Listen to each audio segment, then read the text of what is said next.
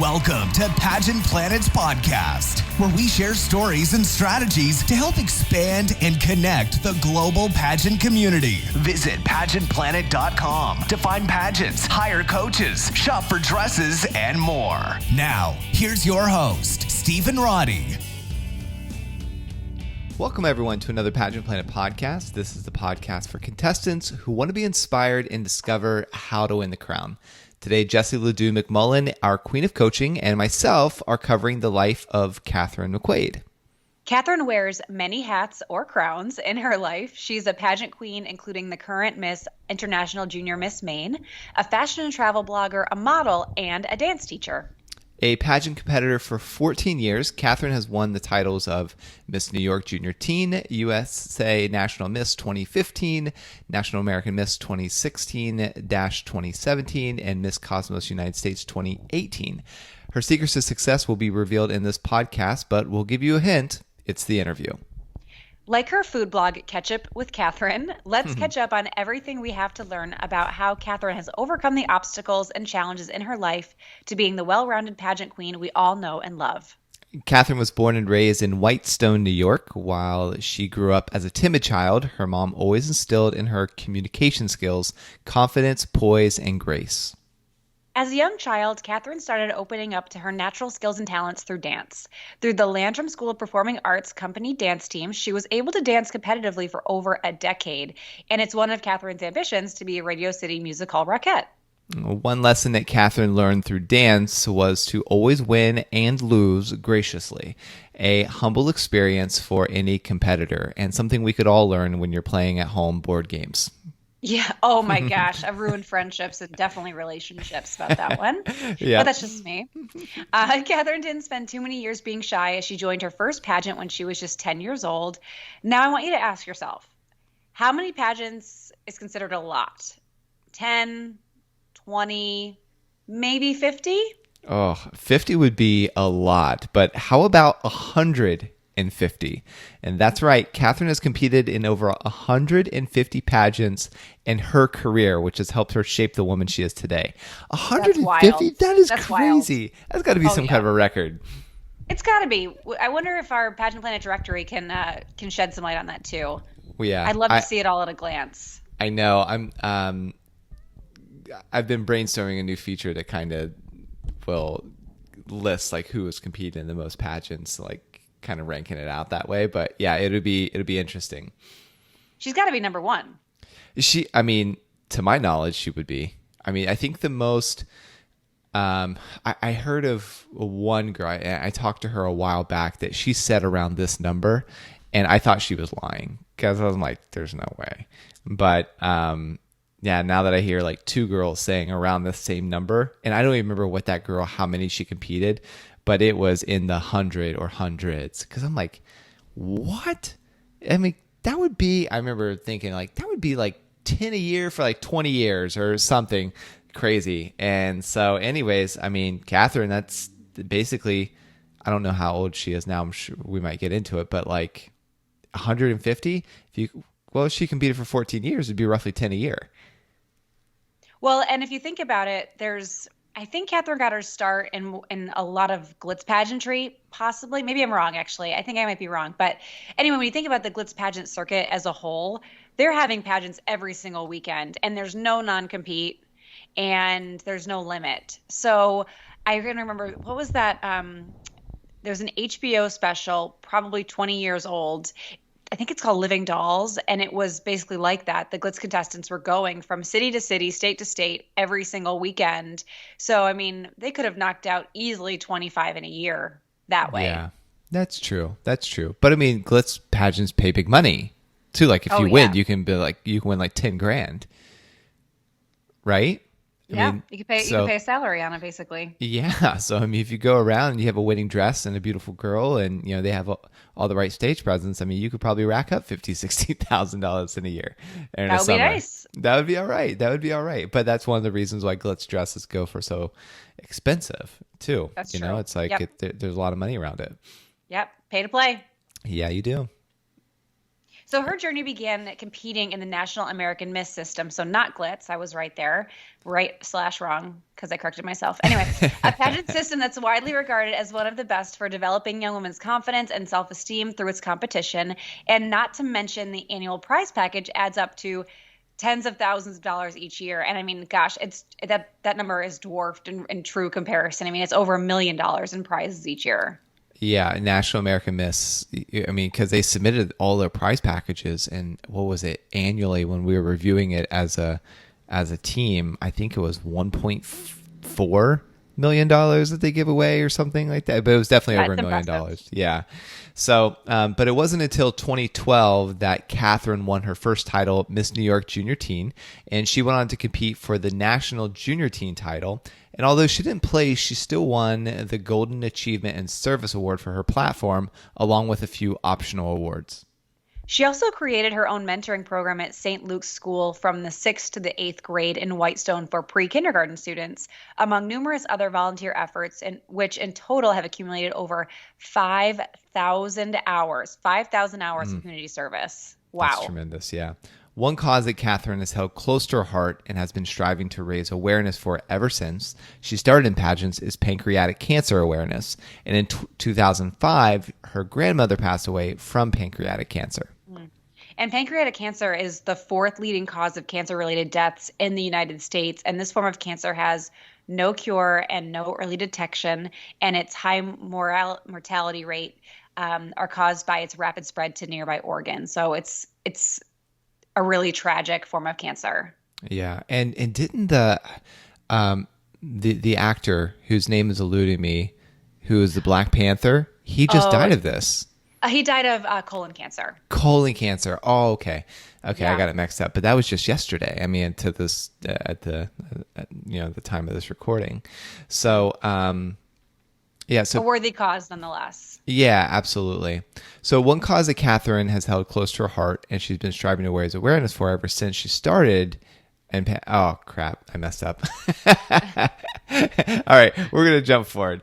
So, one year for Christmas, she received a pot holder making kit. And this brought back memories of her and her grandmother when they would do this activity together, and cue the aha eureka moment as Katherine's platform promoting hope, pot holders for pancreatic cancer, was born. And the Promoting Hope Pot Holders for Pancreatic Cancer Awareness has fundraised over $6,000 for the Lustgarten Foundation Pancreatic Cancer Research Association, and she's only $4,000 away from her bigger goal of $10,000 for the cause in memory of her grandmother. And this is a coaching moment, because first, platforms should come from things you're organically interested and dedicated to. And for Katherine, this was pancreatic cancer. But they still don't need to be directly related in the forms of pot holders. Like, pot holders have literally nothing to do with pancreatic cancer. So she found a cause that she was passionate about and an activity that made sense for her, that she was able to scale onto a national level to a large scale fundraiser. So it doesn't always have to be a direct connection with what you're doing to raise money or raise awareness for your platform. So think about things you enjoy doing. Think about things you have access to more naturally it's not going to cost you a ton to be able to put resources back into your platform. So think outside the box. Pot holders. I'm thinking it's the loom, where you stretch the looms in and out of those pot holders. I mean, I think every little girl had one of these kits growing up, and Katherine took something that simple and tied it to her platform. So don't feel like it has to make sense perfectly at the start. It just has to feed the goal of supporting your platform. Does that make sense? Yeah, it does. Because we see this in the, the walkathons for cancer. It's like you get somebody to sponsor you for every mile you walk, and you walk pretty much all night. So you see things like that. You see people selling T-shirts in order to raise money for their platforms. So yeah, taking those things that one you do naturally and that you enjoy doing as a hobby. So how do you craft that into raising money for a platform that you're actually passionate about? So it's just connecting the two, and it's really smart. And most times people I see this happen with girls that are entering pageant for, the first time or the first few years. They try to do a platform that they feel like the judges will connect with versus a platform that they connect with. That's very true. And we actually talk about it in a different podcast, but basically, so pancreatic cancer and cancer in general are things that touch millions of people.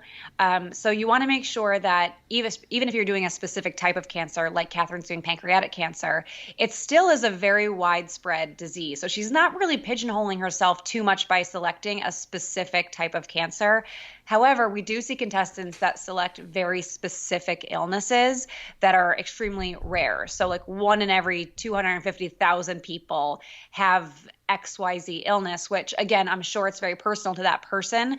But when you get to that level of rarity, you do want to kind of umbrella yourself in with a larger scope of platform. That way you're not limiting yourself with how impactful you can be and all the different ways you can partner with other organizations. Yeah, an example of that could be like you have one really small niche disease or crisis that you're passionate about, but rather than just hyper focusing on that, you can cluster them together and say, I want to represent all the underrepresented small niche diseases, so all the underserved things, and then you could kind of jump in and out of some. So by clustering them together, you're able to reach more people. So I would actually disagree with that a tiny bit, Stephen. And I would just say, instead of trying to be the person for all those little ones, because if you're trying to be everything to everyone, you're nothing to no one, I think. But if your rare disease or rare cause is, say, related to blood clotting, blood something related, you can say, okay, blood cancers or blood health, and you could do all in that niche. So instead of like jumping around to different types of causes, find a cluster around yours. Okay, that's good. All right, so Katherine's next grand pageant endeavor was towards the USA National Miss 2015 competition, and she heard about the system from social media and felt it was time to try something new. 3 words can be used to describe Katherine's preparation for the national pageant: practice, practice, and practice. Those are the 3 words. And I was going to guess donuts on the last one. I mean, relatable. But anyway, so she practiced her runway, her walks with her outfits on, and had her family and friends ask her interview questions constantly. She went up against 29 other women and happened to be one of the youngest. And we all know how quickly pageant week and pageant nights move, and this is exactly what Katherine was experiencing. Before she knew it, she was standing as one of the top 2 in her fuchsia, pink, fit and flare, halter neck evening gown. All of a sudden, Katherine heard the name of her opponent being called, and she blanked. Like, did this mean that she was first runner-up?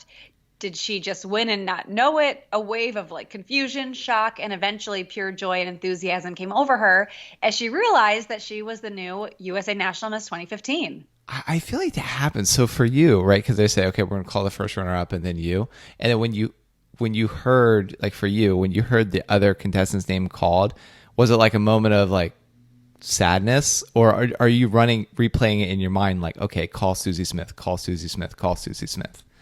Well, mine was different because it was called out of the top 10.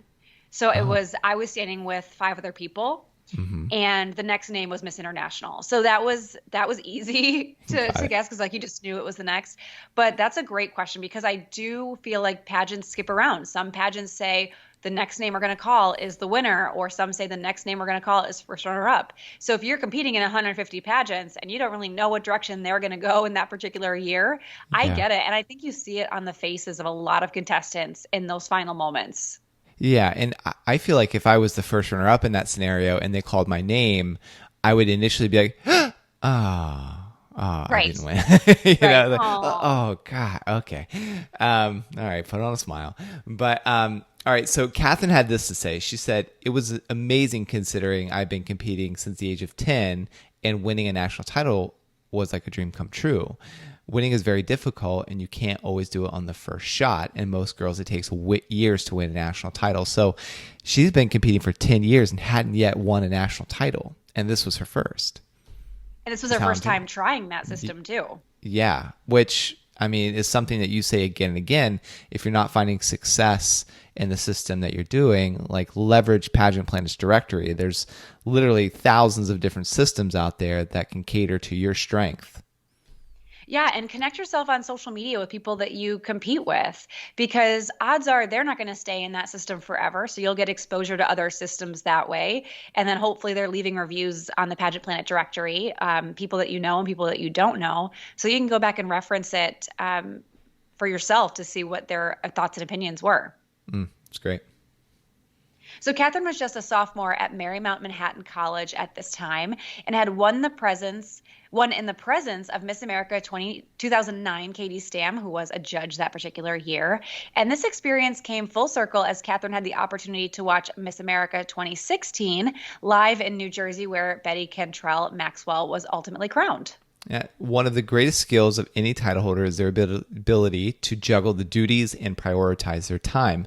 Katherine was maintaining her Dean's List status in college, working part-time, and now the events and travels of the national title holder.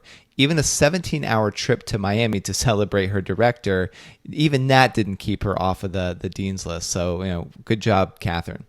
Well, I think if you wait 150 pageants to win your first national pageant, you are doing whatever it takes to be a solid national title holder. I mean, I think if you are a judge and you're looking at someone's resume, and granted, like this doesn't come into play too much, but if I saw a contestant have that much dedication to the industry, I'd be like, this girl's not going to waste this shot. Yeah. And sometimes girls are hesitant about putting maybe previous pageant experiences on their resume. Would you suggest that they do that, or would you suggest like keep it off their actual pageant paperwork or resume, but maybe bring it up casually in interview? Yep, the latter is what I would suggest. So I don't suggest any contestants put any information about prior pageants, whether within that same system or otherwise, onto their resume, because there should be enough other things other than pageantry that you can talk about on that resume to provide layers, because they know you're there because you compete in pageants. They're not learning anything about you by putting more pageant experience on that resume. It's something that's going to intrigue them. But to your point, I do think it should be a talking point. We had a VIP contestant, Kim Robinson. She's been with us for 4 years as she's developed into who she is today. And she just won the title of Mrs. Kentucky America. And she's been a runner-up every single year, and she finally snagged that title, and we're so proud of her.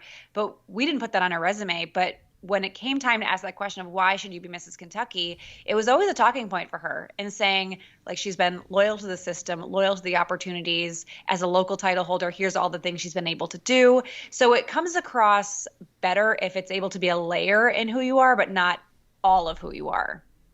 Yeah, that makes sense. And I was going to say this.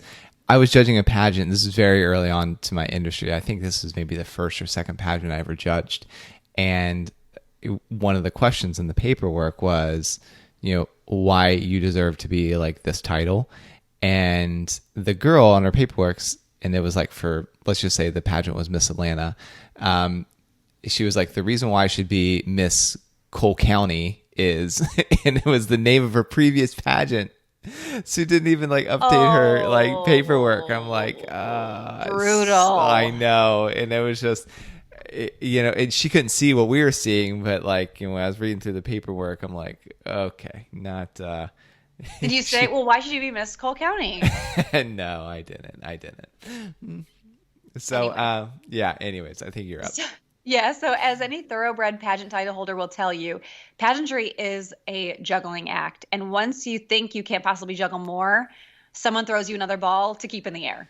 Yeah, so Katherine had been modeling for designer Ashley Loren, who's a doll, a bridal, prom, and pageant gown designer. And this led Katherine to be able to model in fashion shows and for magazines like Prom Cool Book 2017. And for those of you that don't know, like the Cool Book is kind of, it's a conglomerate of retailers. They all join together so they can get deeper discounts when they purchase dresses from like Giovanni or whatever, because they have more buying power. So they all cluster together. That's cool. Yeah. And then they have this like their own little magazine that goes out to the retailers to show like what's hot.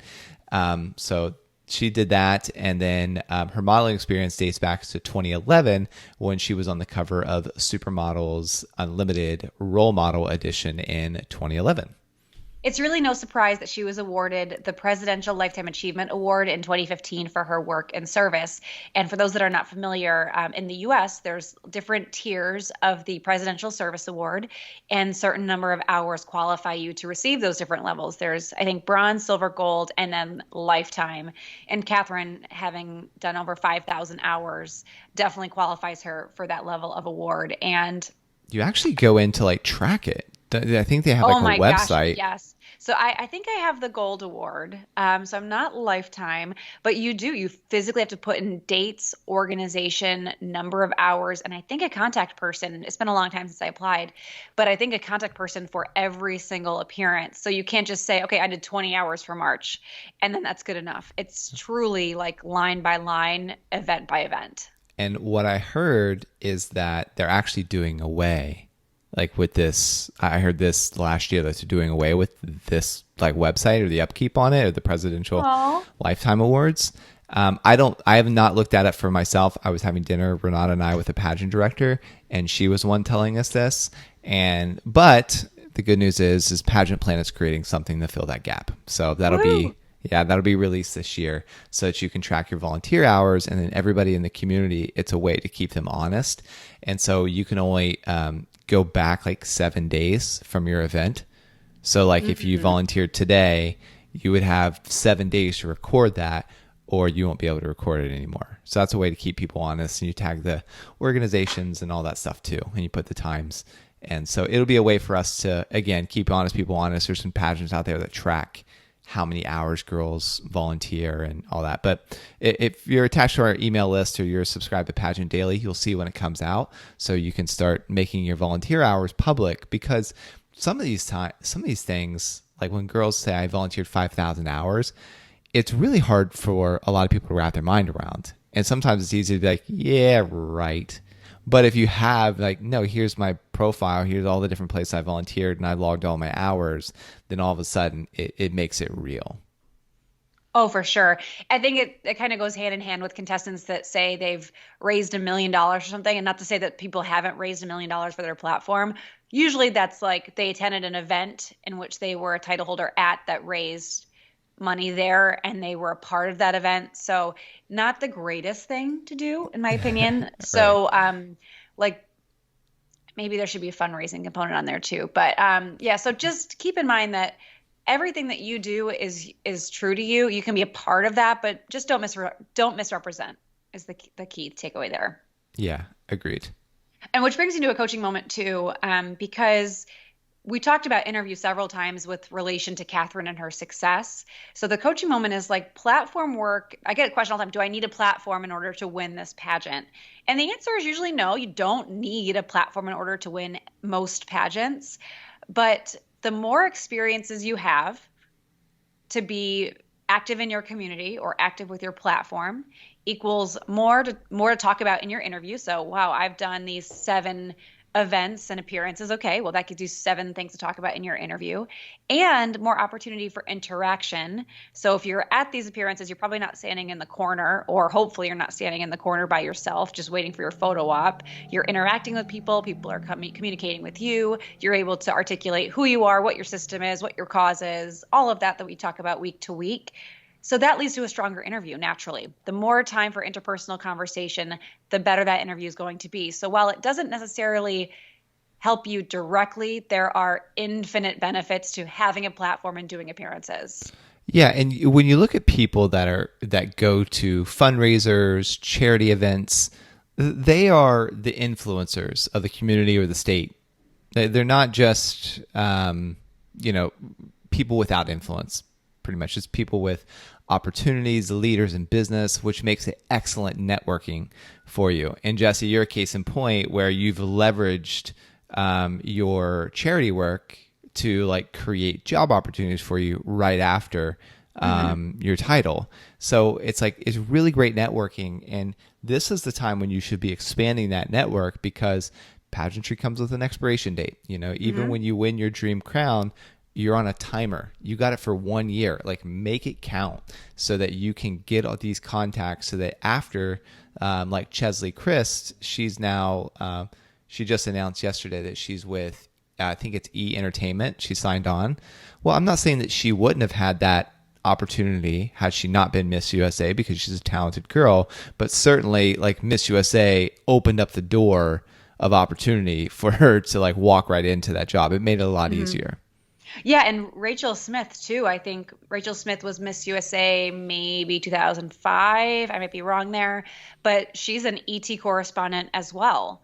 And I guarantee you that there was some exposure she had as Miss USA that allowed her to eventually, I don't think she joined right away, and now she's a regular. So just keeping those communication lines open and proving your worth stands the test of time and time again. Yeah, and you can get those. The long story short of this is you can get those opportunities by being like having a strong platform and attending these charity events, because you just never know who you're going to meet. Mm-hmm.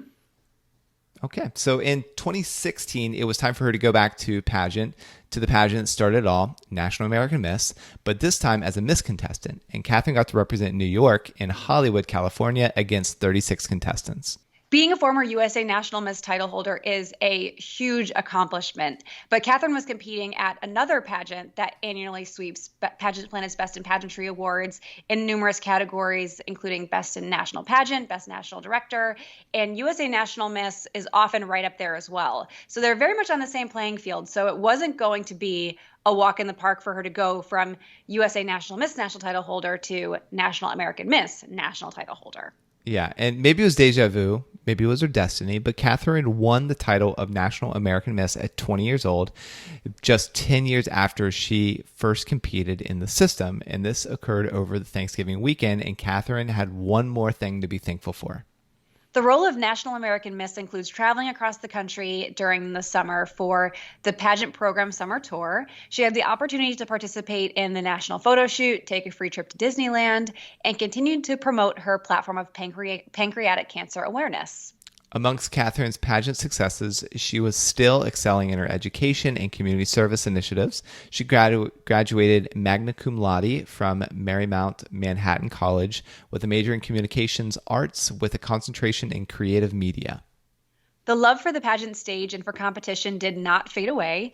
Katherine's next endeavor was to be the next Miss United States. And on her first attempt as Miss Queens United States, she placed as the first runner-up at the state level to Coco Lena Hunter. The following year, Katherine was appointed as Miss Maine United States 2018 and automatically advanced to the national stage. The pageant was held in Orlando, Florida, and Virginia's Andromeda Peters ultimately won the title. While Katherine's dreams of being Miss United States did not come true, she did win the award for having the highest interview score.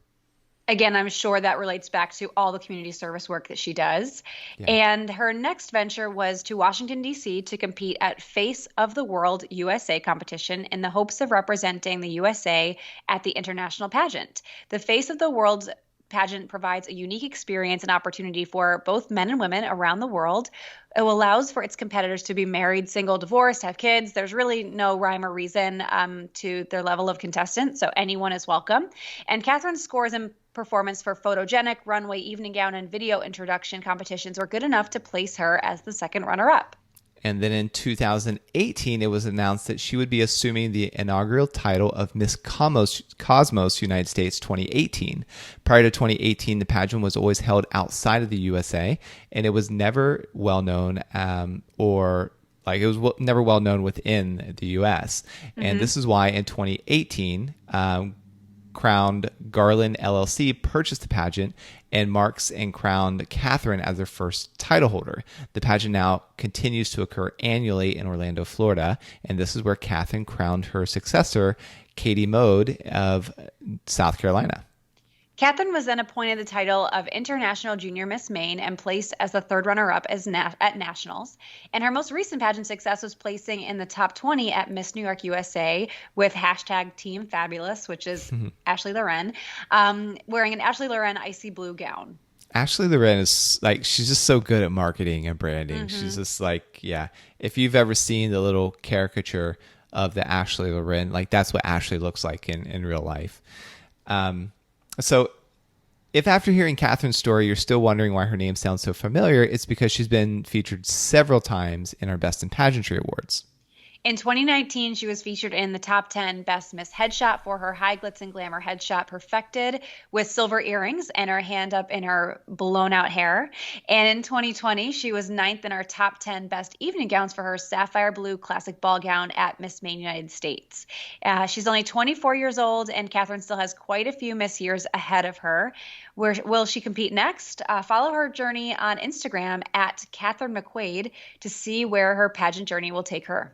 Yeah, and if you would like to be a featured contestant on our next podcast, create a contestant profile with all of your information, hidden facts, and what makes you special. Then email support@Pageant Planet with the title podcast feature so we can review your profile. We'll let you know after you submit if you are scheduled. And also a special shout out to Maria Giorlando for doing this research, and thank you for listening. And if you've received any benefit from this show or for ones previous, please consider giving us a 5-star review. It might seem like a small action, but it really does help us keep the show going. So until next time, take care. Want to become a part of pageant history? Create a free contestant or business profile on pageantplanet.com to unlock hidden features and connect with other experts throughout the world.